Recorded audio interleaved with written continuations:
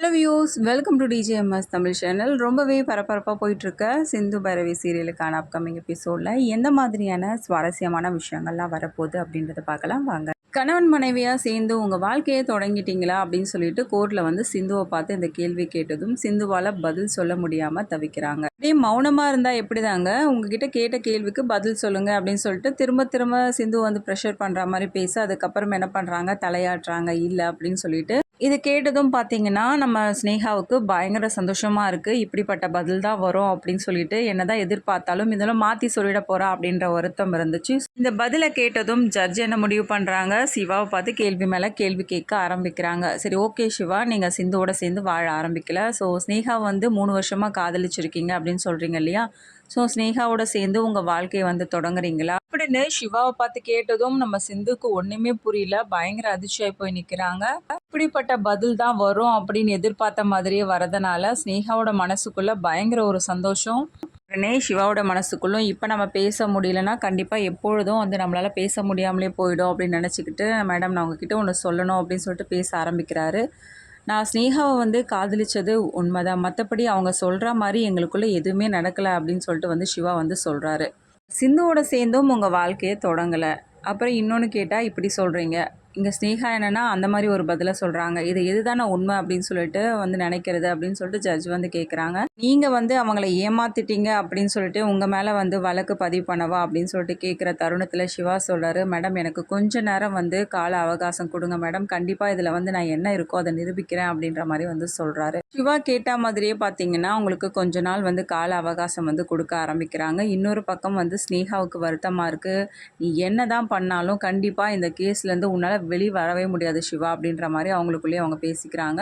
அம்மா 2 பேரும் வந்து வீட்டுக்கு போகிறாங்க. இன்னொரு பக்கம் ஆறுமுகத்தால் தன்னைத்தானே வந்து எந்த வேலையும் வந்து செஞ்சுக்க முடியாததுனால கூடவே இருந்து பைரவி எல்லா விஷயங்களும் வந்து பார்த்துக்கிறாங்க. கூடவே இருந்து எல்லாத்தையும் வந்து கவனிச்சுக்கிறாங்க. ஆறுமுகத்துக்கு தேவையான எல்லா விஷயங்களும் வந்து பண்ணுறாங்க. இப்பட்ட சூழ்நிலையில் சிவா நினச்சி ரொம்பவே வந்து கவலைப்பட்டு பைரவி கிட்ட பேசிகிட்டு இருக்காரு. ஸ்னேகா என்னதான் நினச்சிட்டு இருக்காலோ தெரில, இவனோட வாழ்க்கையை போட்டு பாடாப்படுத்திட்டு இருக்கா அப்படின்ற மாதிரி வந்து பேசிகிட்டு இருக்காங்க. இந்த சமயத்தில் பைரவி என்ன பண்ணுறாங்க, ஆமாம் உங்கள் தம்பி மட்டும் ரொம்ப நல்லவரா, டபுள் கேம் எல்லாம் ஆடிட்டு இருக்காரு. ஒரு பக்கம் சிந்து வேணடா மலை கோயிலுக்கு தூக்கிட்டு போயிட்டு தாலி கட்ட முடியுது, இன்னொரு பக்கம் கோர்ட்டில் எல்லார் முன்னாடியும் நான் ஸ்னேகாவை தான் விரும்பினேன் அப்படின்ற உண்மையை வந்து ஒத்துக்கிறாரு. அப்போ எது உண்மை எது போய், எதுக்காக இவர் இப்படிலாம் பேசிகிட்டு இருக்கணும் அப்படின்னு சொல்லிட்டு என்ன பண்ணுறாங்க, ஆறுமுகத்துக்கிட்ட வந்து சொல்லி புலம்பிட்டு இருக்காங்க பைரவி. சமயத்தில் என்ன நடக்குது அப்படின்னு பார்த்தீங்கன்னா 2 பேரும் வந்து அந்த இடத்துக்கு வராங்க. இப்படி வந்து தவறாக பேசுகிறத வந்து சிந்துவால் தாங்கிக்கவே முடியல. ஐயோ, டாக்டரை பற்றி தப்பாக நினச்சிக்கிட்டு மென்மேலும் வந்து மற்றவங்க தான் ஏதேதோ பேசுகிறாங்கன்னு பார்த்தா வீட்டில் உள்ள நம்ம பைரவி வந்து இந்த மாதிரி பேசுகிறாளே அப்படின்னு நினச்சிக்கிட்டு ரொம்பவே வந்து கண்கலக்கத்தோடு வருத்தப்படுறாங்க நம்ம சிந்து. கேட்ட ஆறுமுகமும் பார்த்தீங்கன்னா அவன் எப்படிப்பட்ட சூழ்நிலையில் இருக்கானோ தெரில, ஆனால் அவன் ரொம்ப நல்லவன் பைரவி, நீ ஏன் அவனை பற்றி இது மாதிரி பேசுகிற அப்படின்னு சொல்லிட்டு ரொம்பவே சப்போர்ட்டிவாக பேசுகிறாரு ஆறுமுகமும். ஆமாம் ஆமாம், நீங்கள் தான் உங்கள் தம்பியை மெச்சிக்கணும். கொஞ்ச நாளாக ஏதோ நல்லவர் மாதிரி இருந்தார், திரும்ப அவர் வேலையை காட்ட ஆரம்பிச்சிட்டாரு. எதுக்கு தான் இப்படி மாற்றி மாற்றி வந்து பேசிகிட்டு இருக்காரோ ஒன்றுமே புரியல. இல்லை சிந்துவோட வாழ்க்கை தான் பாதிப்படையுது, என்ன பண்ணுறது அப்படின்னு சொல்லிட்டு புலம்பிட்டு இருக்காங்க. கேட்டுட்டு இருந்த சிந்துவை என்ன பண்ணுறாங்க, என்னை மன்னிச்சிடு டாக்டர், நான் திரும்ப திரும்ப உங்ககிட்ட மன்னிப்பு கேட்குறேன்னு சொல்லிட்டு பார்க்காத. நான் பண்ண தப்புனால ஒவ்வொரு நாளும் நீ இதை மாதிரி வந்து கஷ்டப்படும் போது உன்னை வந்து தவறாக புரிஞ்சுக்கும் போது என்னால் தாங்கிக்கவே முடியல டாக்டரே அப்படின்னு சொல்லிட்டு வந்து சிந்து சொல்கிறாங்க. இப்போ யோசி என்ன பிரயோஜனம் சிந்து அப்படின்னு சொல்லிட்டு சிவாவும் எப்போதும் போல் ஒரே பதிலாக வந்து சொல்லிட்டு இருக்காரு.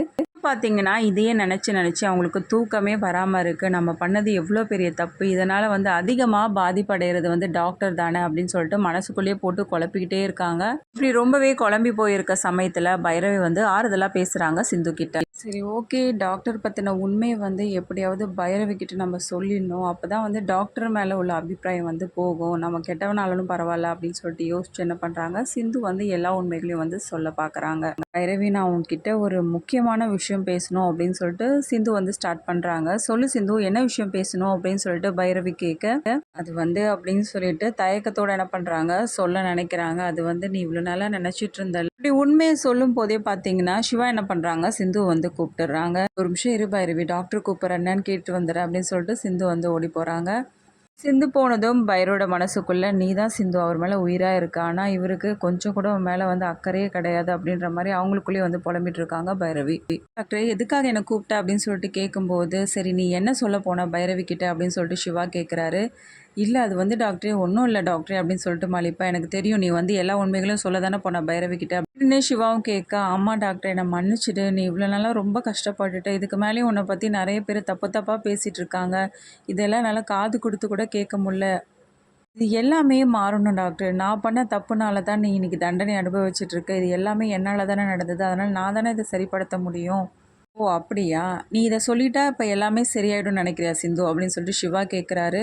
அதுக்கு சிந்துவும் மௌனமாக நிற்க, என்ன மௌனமாக இருக்க, நீ இப்போ வந்து இதை பைரவி கிட்ட சொன்னால் பைரவி மூலியமாக யாருக்கு போகும், அன்னபூர்ணி அத்திக்கு போகும், அதுக்கப்புறமா உங்கள் அப்பாவுக்கு போகும், உங்கள் குடும்பத்தில் உள்ளவங்களுக்கு எல்லாருக்குமே போகும், உன் மேலே உயிராகவும் இவ்வளோ நம்பிக்கையாகவும் வச்சுருக்க, இவங்க எல்லாருக்குமே தெரியக்கூடாது, இதனால் அவங்க ரொம்ப மனசு வருத்தப்படுவாங்க, அதுக்கப்புறம் அன்னபூர்ணி அத்தை என்ன முடிவெடுப்பாங்க அப்படின்னு சொல்லிட்டு யாராலையுமே சொல்ல முடியாது. இப்படி ஒரு தப்பான கல்யாணத்தை பண்ணி வச்சுட்டோமே அவங்க பிள்ளைக்கு அப்படின்னு நினச்சிக்கிட்டு அவங்க கண்டிப்பாக உயிரையே விட்டுறாலும் விட்டுருவாங்க, இதெல்லாம் நடக்கணும்னு நினைக்கிறியா சிந்து அப்படின்னு சொல்லிட்டு சிவா வந்து சிந்துவை பார்த்து வந்து கேள்வி எழுப்புறாரு. ஐயோ இல்லை டாக்டர், நான் அப்படிலாம் நினைக்கவே இல்லை, இருந்தாலும் நீ வந்து ஒவ்வொரு நாளும் வந்து கஷ்டத்தை அனுபவிச்சுட்டே இருக்க, ஒவ்வொருத்தரும் ஒவ்வொரு நாளும் உன்னை பற்றி பேசும்போது நீ எவ்வளோ வந்து வலி அனுபவிக்கிறேன்னு சொல்லிட்டு என்னால் தானே உணர முடியும் டாக்டர், அதனால தான் இந்த நிலை மாறணும் அப்படின்னு நினச்சி தான் நான் இப்படி பண்ண முடிவெடுத்தேன் டாக்டர் அப்படின்னு சொல்லிட்டு சிந்து சொல்கிறாங்க. அதெல்லாம் ஒன்றும் தேவையில்லை, நீ என்ன தான் பண்ணாலும் பழைய விஷயங்கள் வந்து ஒரு நாளும் மாற போகிறதும் கிடையாது, நடக்கிறது நடக்கட்டும்னு சொல்லிட்டு விட்டுட்டு போயிட்டே இருக்க வேண்டியதான் அப்படின்னு சொல்லிட்டு சிவா சொல்கிறாரு.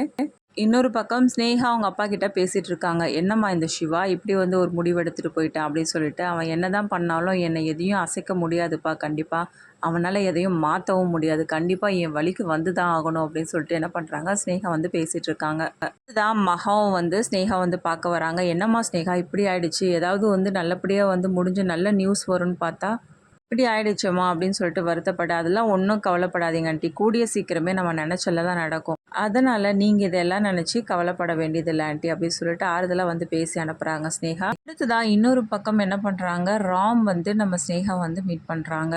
எதுக்காக இப்போ வந்திருக்க அப்படின்னு சொல்லிட்டு ராமை பார்த்து ஸ்னேகா கேட்குறாங்க. என்ன மேடம், ஷாம் இருக்கிற நிலமை தான் உங்களுக்கு தெரியும் இல்லை, கொஞ்சம் பண தேவை இருக்குது மேடம், அதனால் தயவுசெய்து கொஞ்சம் கொடுக்குறீங்களா அப்படின்னு சொல்லிட்டு என்ன பண்ணுறாரு ராம் வந்து கேட்குறாரு. நான் தான் எவ்வளோ தான் உனக்கு பணத்தை கொடுக்குறது, திரும்ப திரும்ப வந்து எதுக்காக தொல்லை பண்ணிகிட்டே இருக்கா அப்படின்னு சொல்லிட்டு மிரட்ட ஆரம்பிக்கிறாங்க. என்ன மேடம் நீங்கள் இது மாதிரிலாம் வந்து மிரட்டுறீங்க, உங்களால் தானே ஷாம் இந்த நிலைமைக்கு இருக்கா அப்படின்னு சொல்லிட்டு ராம் வந்து சொல்கிறாங்க ஸ்னேகாவை பார்த்து. எத்தனை தடவை தான் இதே காரணத்தை வந்து சொல்லிகிட்டே இருப்பா அப்படின்னு சொல்லிட்டு என்ன பண்ணுறாங்க, பல்ல கடிச்சிக்கிட்டே வந்து ராம் கிட்ட பேசிகிட்டு இருக்காங்க. இன்னொரு பக்கம் இது எல்லாத்தையும் வந்து சடனாக வந்து சிவா வந்து பார்த்துறாரு. என்ன ஸ்னேகா இவ்வளோ கோவமாக ஏன் அவன்கிட்ட பேசிகிட்டு இருக்கான் அப்படின்னு சொல்லிட்டு யோசிக்கிறாரு. அதுக்கப்புறமா உள்ளே போன ஸ்னேகா என்ன பண்ணுறாங்க, பணத்தை எடுத்துகிட்டு வந்து ராம் கிட்ட கொடுக்குறாங்க. இனிமேல் ஏதாவது தொல்லை பண்ணால் உன்னை அவ்வளோதான் உண்டு இல்லைன்னு பண்ணிவிடுவேன் எங்கள் டேடி கிட்ட சொல்லி அப்படின்னு சொல்லிட்டு மிரட்ட ஆரம்பிக்கிறாங்க. என்னாச்சு, எதுக்காக இவனுக்கு பணத்தை கொடுக்கணும் ஸ்னேகா அப்படின்னு சொல்லிட்டு யோசிக்கிறாரு. அது ராமும் பணத்தை வாங்கிட்டு போகிறத பார்த்த சிவா இதுக்கு பின்னாடி ஏதோ இருக்குது அப்படின்னு சொல்லிட்டு யோசிச்சுக்கிட்டே வந்து ராமே பின்னாடி ஃபாலோ பண்ணிகிட்டே போகிறாரு. சிவா ரொம்ப தூரம் ஃபாலோ பண்ணிகிட்டே போகிற தருணத்தில் ராமை பார்த்து மீட் பண்ணி உங்ககிட்ட கொஞ்சம் பேசணும் அப்படின்னு சொல்லிட்டு சிவா என்ன பண்ணுறாங்க, அவங்க வண்டியை ஸ்டாப் பண்ணி பேச ஆரம்பிக்கிறாங்க. சொல்லுங்கள் சார் உங்களுக்கு என்ன வேணும் அப்படின்னு சொல்லிட்டு கேட்க, இல்லை நான் உங்ககிட்ட ஒன்று கேட்கணும், நீங்கள் யார்கிட்ட பேசிகிட்டு இருந்தீங்கன்னு நான் தெரிஞ்சுக்கலாமா அப்படின்னு சொல்லிட்டு கேட்க, டாக்டர் ஸ்னேகா மேடம் தான் அப்படின்னு சொல்லிட்டு ராம் வந்து சொல்கிறாங்க. சரி ஓகே, அவங்கக்கிட்ட இருந்து எதுக்காக நீங்கள் காசு வாங்கிட்டு வந்தீங்க அப்படின்னு சொல்லிட்டு சிவா கேட்க, அது வந்து எனக்கு கொஞ்சம் கஷ்ட காலம் சார், எனக்கு அடிக்கடி ஹெல்ப் பண்ணுவாங்க மேடம், அதனால தான் இப்போ வந்து காசு கேட்டேன், அதனால தான் கொடுத்தாங்க அப்படின்னு ராமோ சொல்ல, சிவாவுக்கு வந்து சந்தேகம் எழும்புது. நீங்கள் சொல்கிறதெல்லாம் உண்மைதானா அப்படின்னு சொல்லிட்டு கேட்க, ஏன் சார் அப்படி கேட்குறீங்க, இல்லை ராம் நீங்கள் ஏதோ என்கிட்ட மறைக்கிறீங்க அப்படின்னு சொல்லிட்டு சிவா கேட்குறாரு. உண்மையை சொல்லுங்கள் அப்படின்னு சொல்லிட்டு கேட்குறாரு. பணத்தை கொடுத்தா ஸ்னேகா இப்படி பேசணும்னு அவசியம் இல்லை, உங்களை பார்த்து ரொம்ப கோவமாக பேசிகிட்டு இருந்தா, அதனால தான் கேட்குறேன், என்ன நடந்துச்சு சொல்லுங்கள். திரும்ப என்ன பண்ணுறாரு, ராமை பார்த்து கேட்க ஆரம்பிக்கிறாரு. இதுக்கப்புறமா ராம் எல்லா உண்மைகளையும் வந்து சொல்கிறாங்க. ஷாமை பற்றின உண்மை, அவங்கள வந்து தாக்கினது எல்லாத்தையும் வந்து சொல்லிட்டு இருக்காங்க. இதை கேட்டு ரொம்பவே அதிர்ச்சியாகி போகிறாரு சிவாவும். இப்படி எல்லா உண்மைகளையும் வந்து ஸ்னேகா பற்றி தெரிஞ்சுக்கிட்ட சிவா என்ன முடிவெடுக்க போகிறாரு, இதுக்கப்புறமா வந்து எப்படி ரியாக்ட் பண்ண போகிறாரு ஸ்னேகாவை பார்த்து.